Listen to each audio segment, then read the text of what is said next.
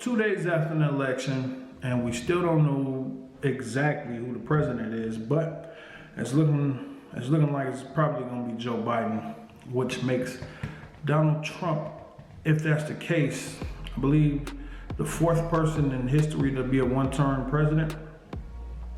And it's strange because a lot of places that thought they were going to pick up Democrat support in Senate seats and House seats, they actually didn't. They didn't do as well as they thought they would. But Donald Trump is struggling to take victory from Joe Biden at this point. What does that say? That says in places where Republicans have strongholds, they still decided to vote for Republican senators and representatives, probably even governors, for the ones that had governors races, but not the president. I ask myself, why does that happen? How do you say I'm gonna vote for Joe Biden, but I'm gonna vote for the Republican senator or the Republican representative? Most people, when they vote, they go straight down the line. That's the repudiation of how the last 4 years have been going, how everybody's been living for the last 4 years. Now, some people will make the case that business has been good. Definitely not the last year it hasn't. And you could say, well, that's the pandemic. You can't blame Trump for the pandemic.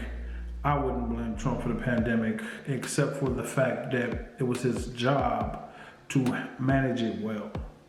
And he did not manage it well. I think if he'd have managed this well and kept our numbers low, like with the United States of America, if anybody should have low, impossible numbers to reach, it should be us. It shouldn't be China and some people say China's probably lying about their numbers.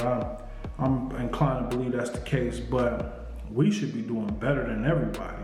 As much as we spend on healthcare in this country, we spend more than everybody. And at this point, don't have too much to show for it because of mismanagement. Not so much of the job from the people working in healthcare, but it's mismanagement. So you look at the numbers and you say, wow, more people voted for Joe Biden than any other president in history. That's the community screaming out. That's them saying, hey, we can't do this anymore. And like I say to people, it's been like the Twilight Zone the last 4 years. Just extreme, messy politics, extremely divisive politics. And that's one of the things you see Joe Biden trying to do already, talking about, oh, I'm gonna govern as an American president, not just a Democrat president. And I'm good with that, because I'm really just ready to be back to business.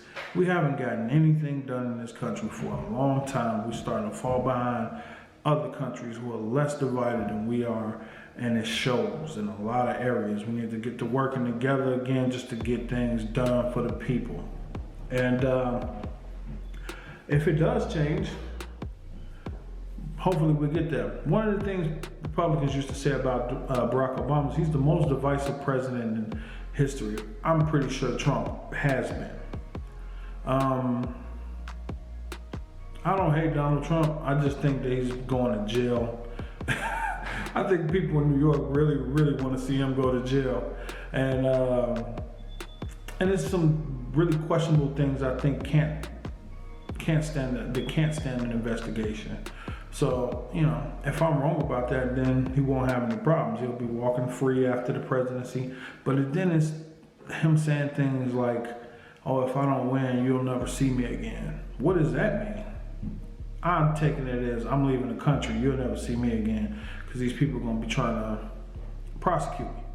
And he probably is right. Now, we do have a long history in this country of,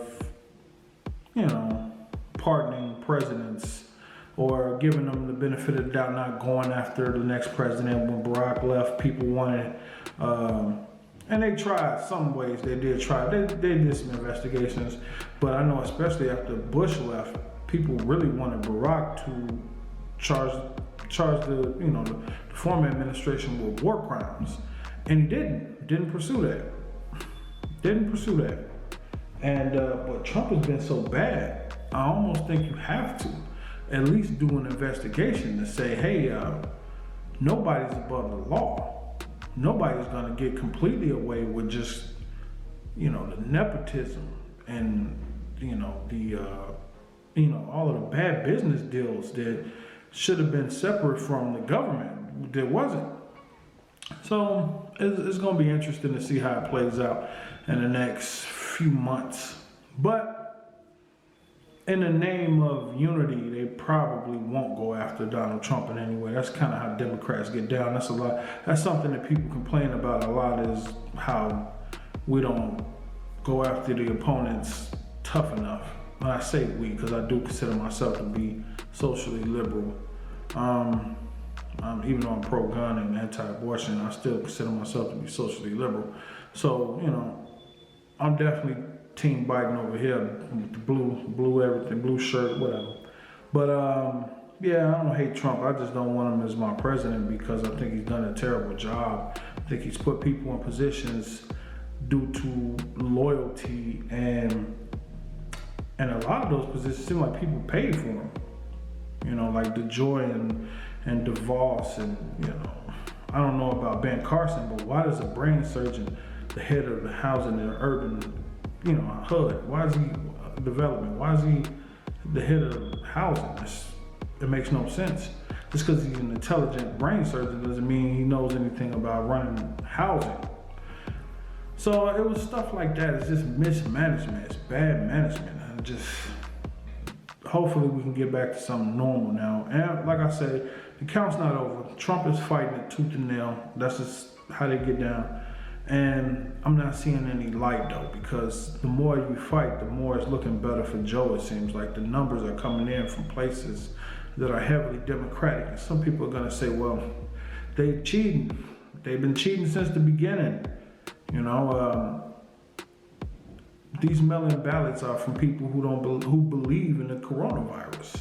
People who say, yeah, I would rather mail in a ballot than to sit in a line next to people and possibly get sick. Now, if you're on the conservative side, you don't see it like that. So you showed up on the night of, but that doesn't mean you get to just throw away other people's, votes. What you do is have independent fact checkers, people from both sides, make sure that they're legal. And then when you're done counting, we have a new president, we have an old president. It's that simple.